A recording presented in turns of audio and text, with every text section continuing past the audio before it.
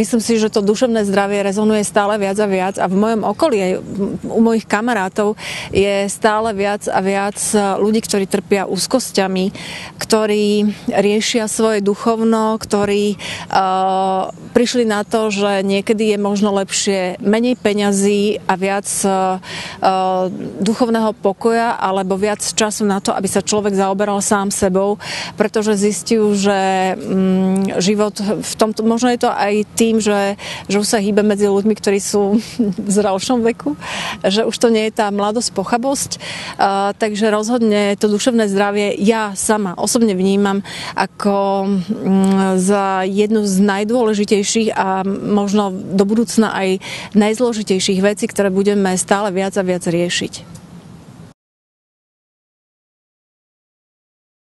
Alkohol bol vždy spoločensky tolerovaná droga, ako naši rodičia vlastne na tom fičali, keď možno to súviselo s niečím iným. Dnes podľa mňa tiež je alkohol istý spôsob úniku a je spoločensky čím ďalej tým viac tolerovaný, lebo sme pod takým tlakom a vlastne veľa mojich kamarátok vnímam, že si prosto dá pohárik preto, lebo sa dejú veci, ktoré sa dejú. Ako spoločnosť nefunguje možno ako by mala, zabrdnem alebo poviem v širších súvislostiach. Jednoducho, tatkovia už nie sú tatkovia, matky nie sú matky, deti sa stávajú partneri. Je asi príšerná osamelosť, alebo ako by som to mala nazvať. Takže ten alkohol súvisí podľa mňa s celkovou situáciou alebo atmosférou v spoločnosti. Ja viem, že je tolerovaný, je sama. Milujem dobré víno, s mojim chlapom si ho dávame, ale mám dva veľmi alarmujúce príklady vo svojom okolí. Práve spolužiaci alebo kamaráti môjho muža sa jednoducho upili k smrti. Kamaráti, ktorí boli športovci, hrali tenis, ktorí boli inak funkční a prosto v istom období života nastal zlom a vlastne sa doslova a do písmena upili k smrti, takže tá hranica je asi veľmi, veľmi krehká, kedy je to ešte len, že pijeme pre radosť a kedy je to, že sa niečo deje, ale toto je skôr asi otázka pre odborníkov a akým spôsobom to vnímať, alebo akým spôsobom to riešiť teda. Ja viac ako 20 rokov, vlastne 30 rokov, veľmi aktívne športujem. Môj muž je športovec, takže skutočne my trávime veľa času nielen v posilovniach, ale aj na hrádzi a vonku teda, ak sa dá.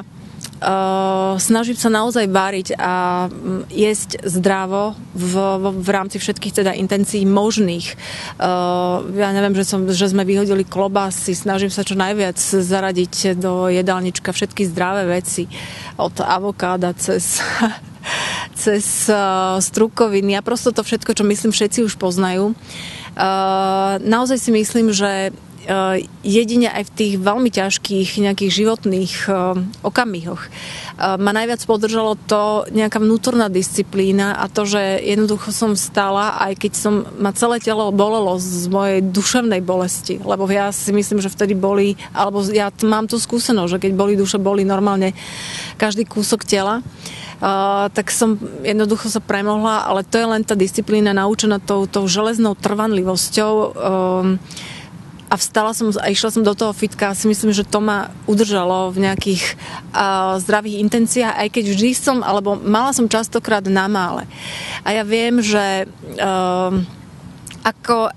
aká nepríjemná alebo aká hrozivá je úzkosť. Ja sama mám klaustrofóbiu, takže ja si veľmi dávam pozor, aby som sa strážila v každom smere.